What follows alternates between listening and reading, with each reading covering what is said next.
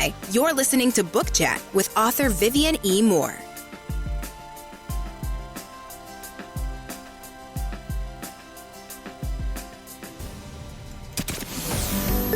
Welcome, everybody, to this week's episode. We really appreciate you joining us. This podcast really shows us how we can all learn, live, and thrive off of each other. By sharing our knowledge through our conversations, we will impart some knowledge whilst learning ourselves how to progress even further. Here is your host.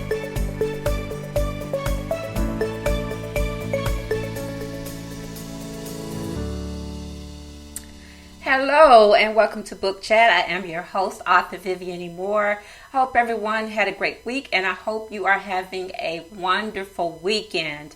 All right, so I don't want to hold you for too long today, so we're going to move right to today's show. The title of the discussion is, Are You For Real?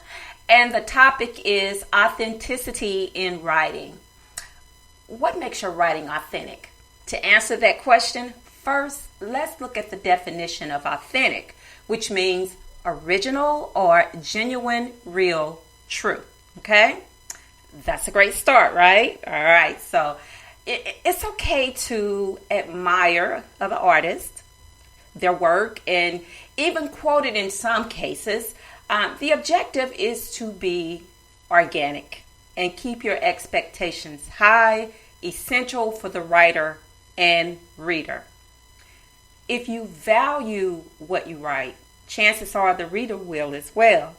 But how do you do this if you write fiction, you might ask?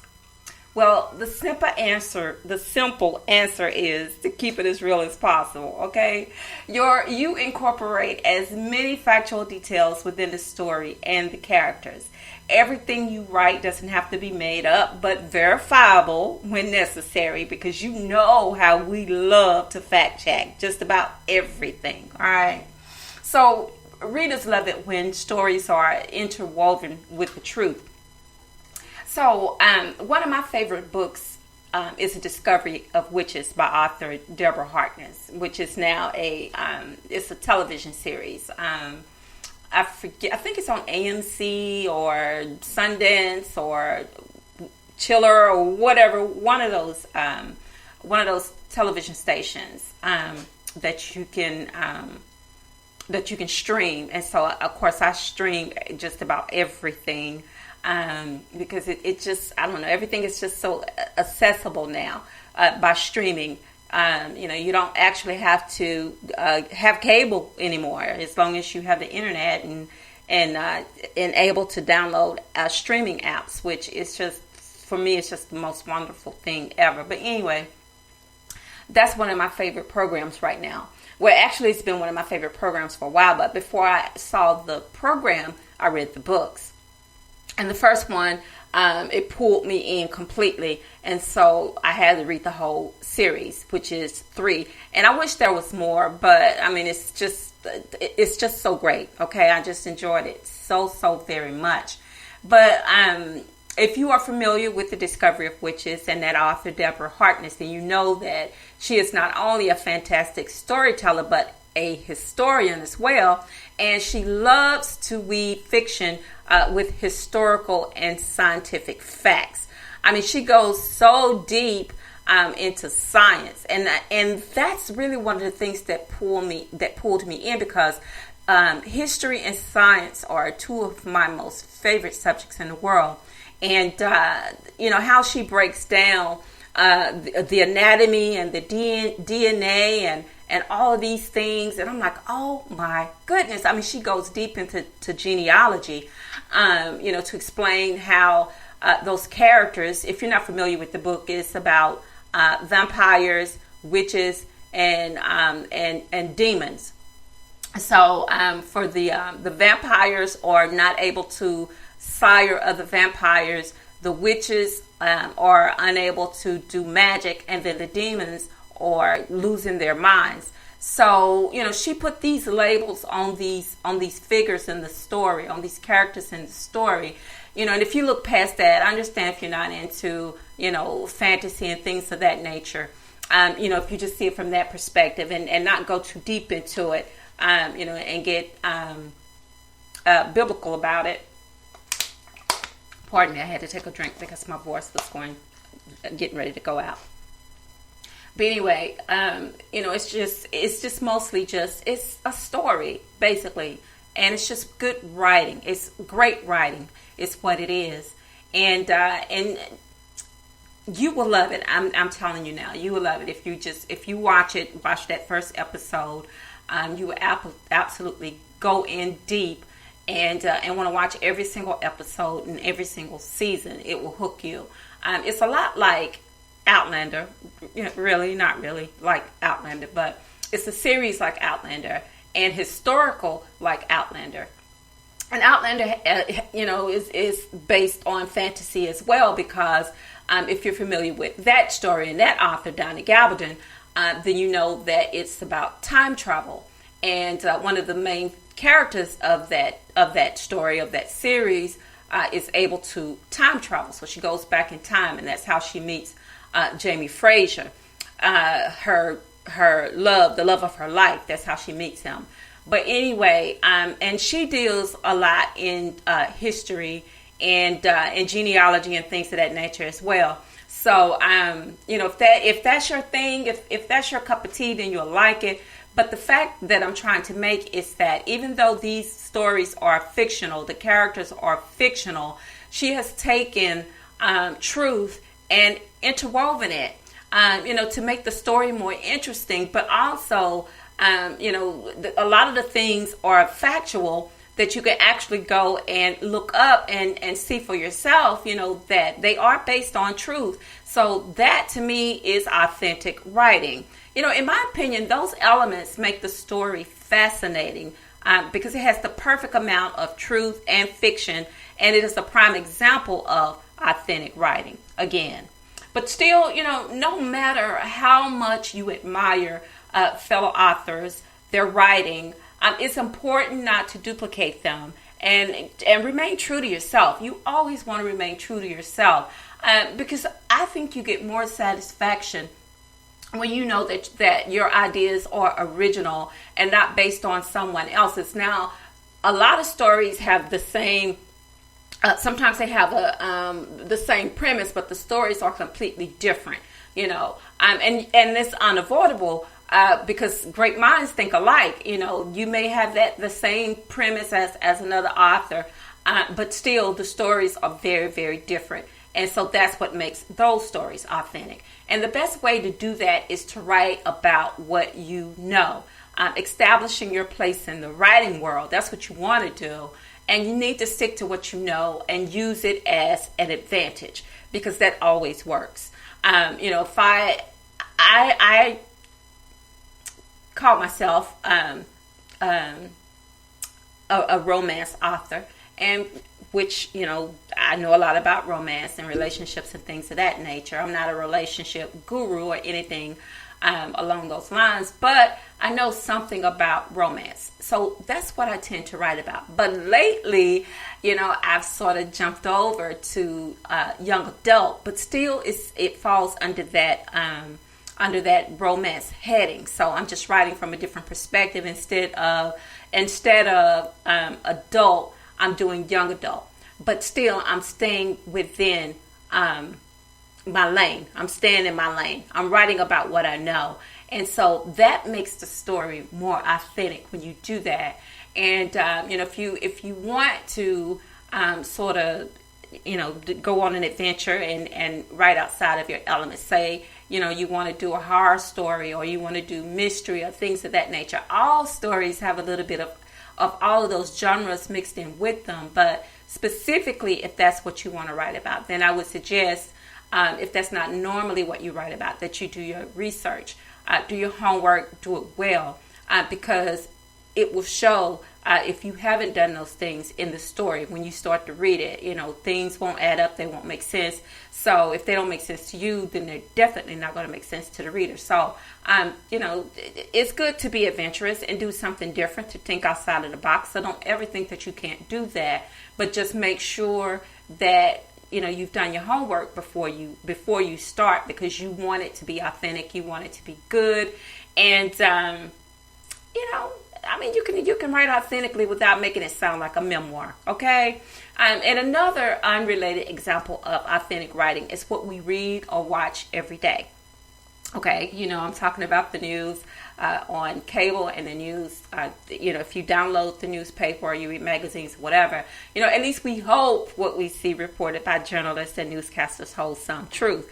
Although, quote unquote, the fake news became a thing in 2020, which questioned the integrity of newsworthiness. However, not everyone cares about authenticity, but those who do care, they continue to create truthfulness. So that's what you want to look for, in everything. You want to find the truthful trail is what I call it.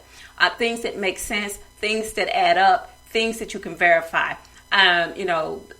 Across the board is verifiable across the board, and not those things that feed into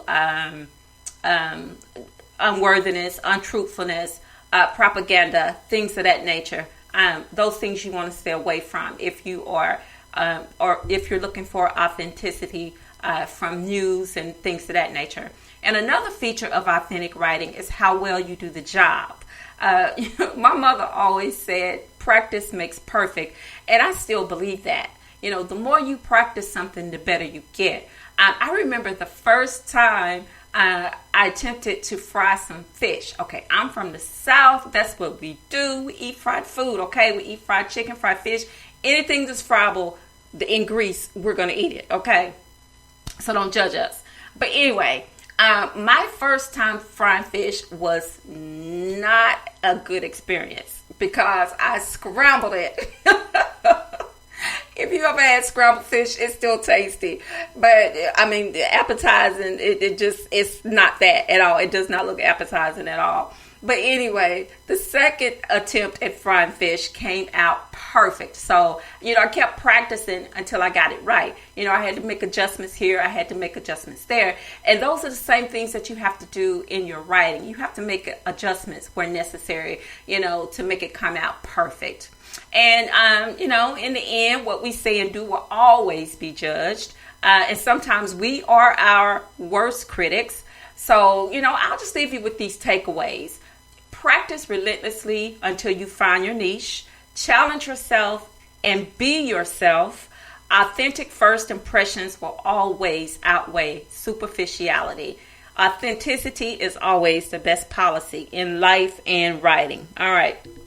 So that's our show for today. But before I let you go, I want to make sure that I leave you with these URLs so you can stay in constant contact with Book Chat. And of course, the first one is to Spreaker, and that is at https://www.spreaker.com/user/author Vivian E. Moore. You can follow me across all social media, which includes Facebook, Instagram, and Twitter. And Twitter is Instagram is by invitation only. You can also check out my website, and that is at authorvivianemore.com or arthurhshepard.com.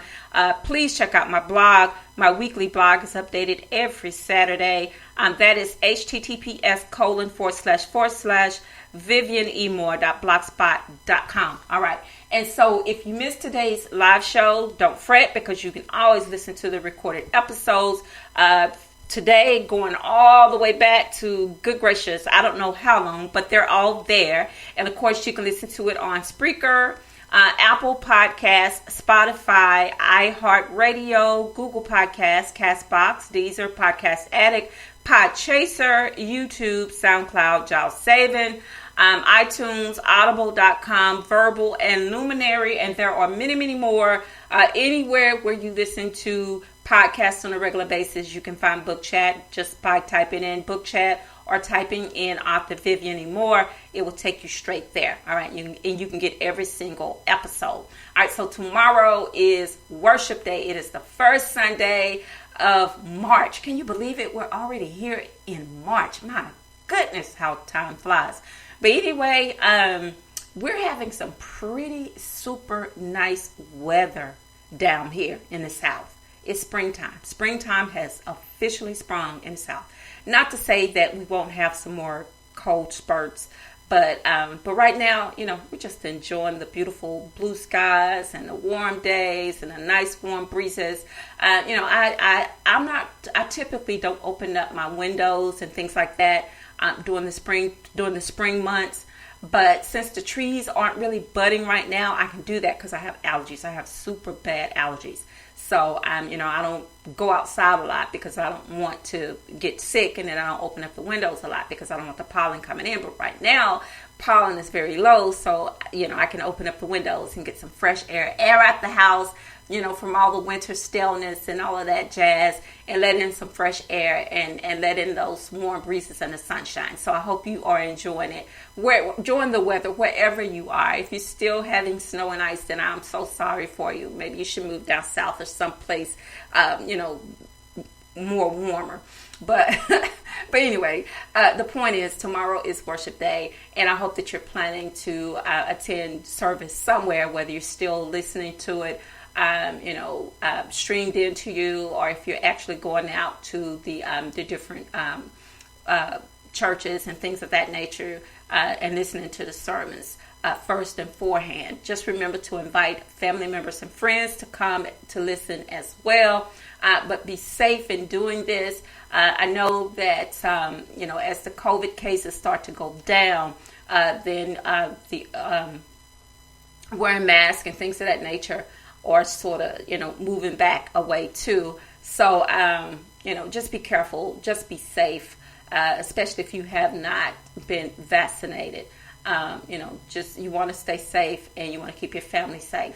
All right, and let the young ones listen in on those sermons too, because just like us, they get stressed. Kids get stressed sometimes worse than we do, so they need to hear the word as well.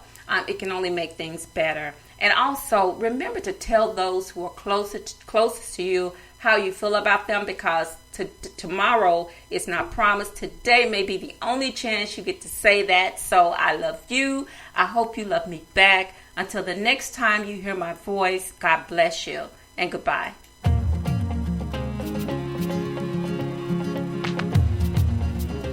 Loved what you've heard on this week's episode? Well, the answer is simple. It would mean the world to us if you could head over to iTunes and leave us a 5-star review and feedback. Spreading the word really is the best way to grow our podcast and achieve even greater things. Thank you.